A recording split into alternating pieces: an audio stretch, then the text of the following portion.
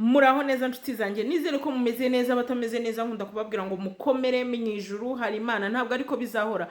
Nje kwivuganira rero n'aba bantu bakunze kurwara impyiko cyangwa se barwara impyiko zabajengereje, ko ngiye kukubwira ibyo urakora hanyuma ukazagaruka ushimana ukuri. Nta kindi rero, fata umuhuha, bamwe babyita umuhuha, twebwe iwacu tubyita gaperi. Amababi ya gaperi yafate uyasekure, uba ufite umutobe mwiza wa kinyarwanda w'ibitoki, hanyuma utuvuge muri litiro 3 n'amababi ahagije ku buryo biza kuba igifute. Ubisekure ushyire muri wa mutobe ku buryo biza kuba iki inshuti yanjye igifute.